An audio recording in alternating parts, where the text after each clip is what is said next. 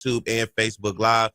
Glad to have you guys with us. Be sure to go hit that subscribe button, like, and follow, and just tune in because we got a very special guest this morning. Want to welcome her to the show because she's no stranger, but she is the head softball coach at Southern University, Coach Brittney Williams. Good morning, Coach Williams.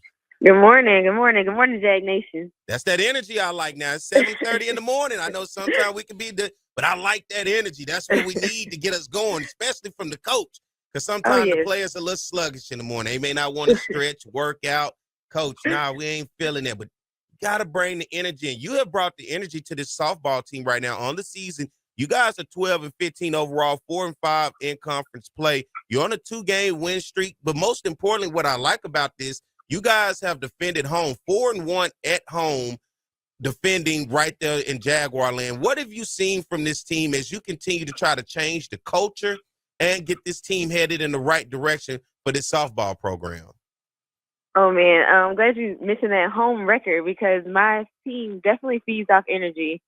So for our first series against UAPB, we had the soccer team out there because we honored Coach Brittney as Coach of the Year.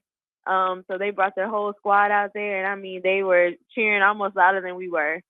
So, and then that was maybe like a 12 o'clock game, you know. So for them to come out there and support us and cheer with us, it brought all the energy. So we're continuing to ask our fans to check our schedule, see when we play at home, because the team needs you.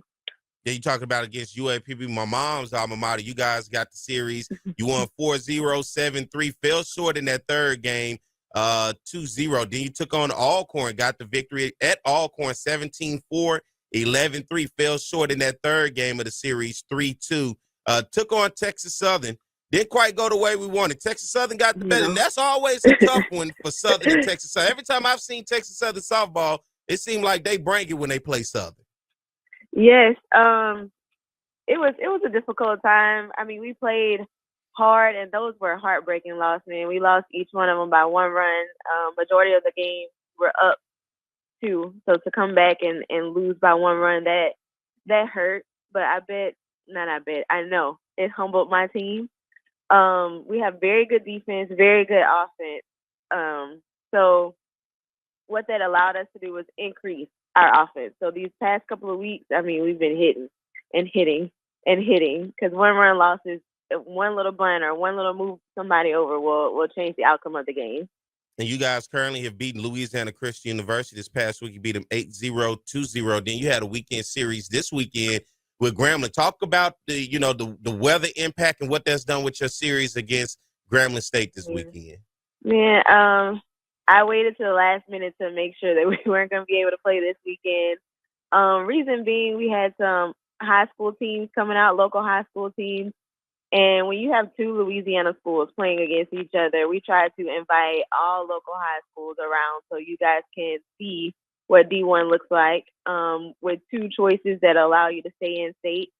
So when we replay that series in April, we put out the same invitation for people to come out and watch us compete because it's always a battle between us and Grambling. So having to push that back, it hurt, but, I mean, God has his plans. Let's look at this team now. Let's start to talk about some of the individual players of this team and wake us up to what's going on with the softball team as we go around learning the names of these young ladies and some of the accomplishments that they've been able to have. Yeah, so one of the ones that sticks out the most to me is Alana Mark. She's this is her senior year, batting .400 in conference on the season, and she just hit her 150 career hit mark. So we are celebrating her, and we're cheering her on and supporting her in this moment. And it's also weird with female athletes sometimes. You get those accolades, and they feel more pressure. So just allowing her to continue to be happy about her award and to continue to push forward and see what else we can get. Miranda Rolden has also been a excellent person on the mound for us this year. This is really like her breakout season. She is leading our staff in strikeouts and keeping us in those one-run ball games. Her ERA is less than 2 on the season, which is, amazing, and not too many Swac pitchers have that type of ERA. So she's definitely standing out for us. And we have some stellar defense at third base. Lonnie, she is a vacuum over there. Anything over there, she gets. Against LCU, someone hit a line drive down third baseline. I mean, she dove for it, got up on her knees, and threw the runner at first out, like with a double play. I was like, oh my gosh, I'm your fan. So, love watching these girls play. Love pushing them forward and watching them grow and seeing them hit marks that they didn't even realize they could believe. I gotta ask, because when I come to the games and I hear nobody chants more than a softball team. What the hell? How did they come up with these chants with the different names? And it's so much. So I'm like, that has to have a practice within itself. It does. So rainy days, and sometimes if there's no rain, I'll take them off the field and we'll go practice. Each person needs a cheer. We need a cheer for each out that comes along. We need a cheer for when we have 2 strikes on someone. There's a double cheer. So if someone hits a double, they get on base and they tell them to do their dance. So they each got to have a dance to show off. I mean, it's an entertainment business, as well as it gets the team hyped. It gets them going, and it keeps them engaged. Like, softball is a long game. Each game is 2 hours. So when you have those little cues, we call it the game within the game, it keeps you focused. And it keeps me entertained, because I'm like, man, I hear something. I'm like, where the hell did they learn that chant? Like, how do you come? That is some of the most creative chants that you could hear.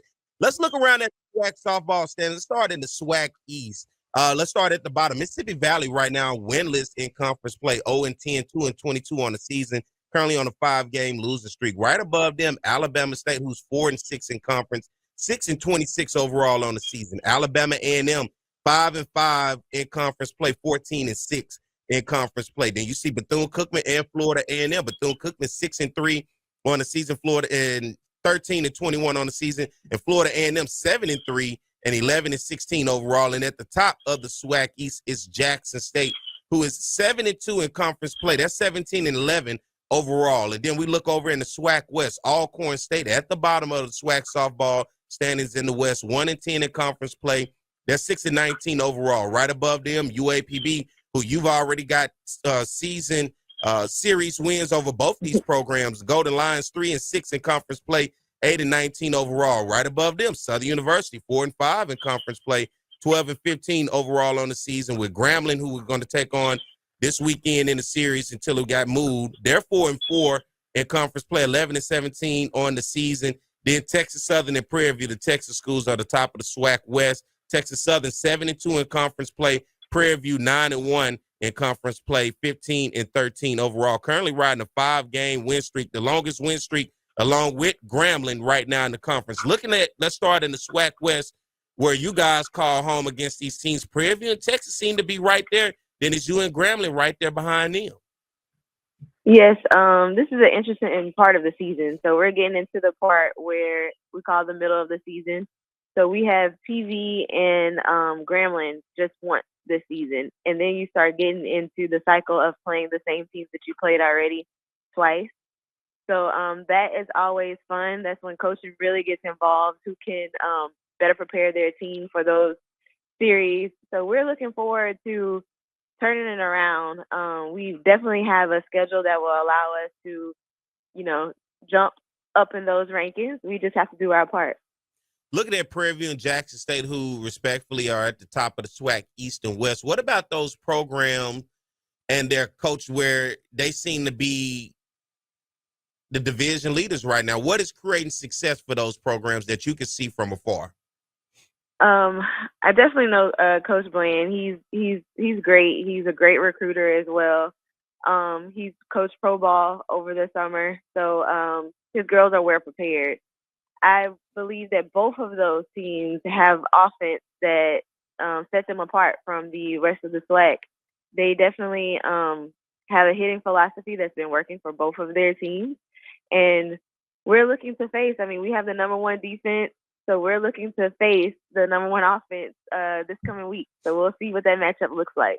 Yeah, matchups coming up this week. You guys take on Louisiana State University, Alexandria on Tuesday in a 2-game series. You got 3 o'clock and 5:30, and then You guys are going to be at Prairie View, the number one team in the Swac West right now, taking on Prairie View Friday and Saturday. First, and hey, where are our Southern fans at out in Houston? You better get over there and support Coach Williams and his team as they taking on the top team in the Swac West. Looking ahead at Prairie View, man, what does that matchup look like? You got a weekend off since this has been moved with Grambling, but you're looking ahead now, preparing not only for LSU Alexandria, but as well as Prairie View. And I know coaches say we take it one game at a time, one series at a time, but still, we know they're on the schedule. You have to go on the road. That seems like that's going to be a tough place to try to go get some victories. Yes, it always is tough when we go there. We're always in the game, and then something happens, we spiral out of it. But this team is a seasoned team. They're mentally strong. They're well prepared. They know what they're up against, and that fear factor isn't there. Sometimes, the number one team kind of already just has that fear factor, which allows them to continue to stay on top. A prime example would be Jackson State, who won last year, and they're on top on their side. And PV, who has won our side since the last 3 years that I've been here. But the kids that I have, they are ready to face that challenge. And they know that if they want to succeed and push forward, that this is a game that they're going to have to come in and win. Coach, I got to ask you this, and I'm always curious when it comes to coaching. What have you been learning about yourself in coaching collegiate softball and just realize, through trial and error as you go through each season, each year, through recruiting, through coaching in the game? What are you learning about yourself and as you continue to evolve as a coach? Yeah, that's a great question. I would say the main thing I learned is to keep talking. So, for example, sometimes it takes them a little longer to comprehend what you're saying, and you're like, oh man, they're not listening, or they don't understand, or I didn't explain this well, or they're just being defiant. They don't want to do what you're asking them to do. But it's year 3. This was last year when I realized, they're listening. You look up and you see some things like, this is how you steal third. This is what you do if you want to steal second. And it took them a while to get it. And then you look up and then they're standing up. And then standing up on third, which I love. And then this year, I've really seen it. I'll be getting ready to come and, correct a player or kind of help them with something that maybe they didn't do properly. And then before I can get to them, one of the seniors has said something. And I'm like, well, I have nothing to say because I don't like to double jeopardy for a mistake. So if someone else tells you, then we're good. We're going to keep rolling. So this year, even during games, I'll come to the huddle to say something, and then they got it. So if you ever come and watch us play, you'll see me walk by the huddle, and I'm like, well, they say what I needed to say. So I would say what I've learned is to keep talking. You might seem like it might seem as though what you're saying doesn't register, they're not picking it up, but they're on their own time. And then if you keep loving them and supporting them, they're going to play for you. So. You have such a sweet voice. I just can't even imagine you yelling at anybody. Do you ever have to raise your voice and it makes the whole team turn around and look like, all right, Coach serious today? Yeah, if I do yell, they look at me crazy. I'll say this was PSC series. We had bases were loaded. The ball was hit to the pitcher, and she went 4. We normally go 4-1 to get the double play. So we had called a timeout before then, so my assistant coach had kind of changed the directory that we were going. So I got up like 4-1, and they all looked at me, and I was like, something's wrong, because they're looking at me like I'm crazy. And then it makes me calm down. I'm like, I'm not helping them in this moment. So when they give me that look, I'm like, okay, yeah, I need to chill out. It's all good. Sometimes you got to get that look, and sometimes you got to raise your voice to make sure everybody heard you. And looking forward to this program, what else do you guys have going on? Any fundraisers, anything currently that you guys are working on? Yes. So we are in Jagathon. I know it officially started. It was a day situation, but we have it going on for the weekend, probably throughout the week. Our players have set up an online platform. So if you go to any one of their social media sites or if you message us on social media, we can send you a donation link. And we will take your donations and bring it to Jagathon. So, which, in turn goes to us. So we ask that you guys follow us on social media, find the QR code, and donate to our program. We truly need it. Well, Coach, I appreciate you coming on this weekend. What you going to do now with Grambling series being moved? What you doing this weekend? Man, I don't know. It's crazy. Y'all going to work on some chants or something this weekend? What we doing? Well, I gave them the weekend off. It's raining. And I told them, to self-reflect, like take some self-care time, and we'll be back at it again on Monday. Well, Coach, as always, congratulations for what you're doing right now. You're talking about creating that culture, and you're starting to see it, as you say, you're getting that culture when the seniors step up and start to correct things without Coach having to say things. So that means you're headed in the right direction. So, Coach, thank you for coming on this morning. And for everybody out there, the weekend series with Grambling has been moved to a later date due to the weather, the possibility of the rain in the area this weekend. But Coach Williams and the softball team will be in Alexandria coming up, taking on LSU Alexandria this on Tuesday, and then they'll move on to take on Prairie View next weekend. So all of our Jaguar fans out there in Houston, be sure to go over to Prairie View and support the Southern University softball team and Coach Williams as they take on the top team in the Swac West, Prairie View. Coach, thank you for coming on this morning. Enjoy your weekend. Find something to do this weekend. Will do. All right, that's the voice of Coach Brittney Williams, the head softball coach at Southern University.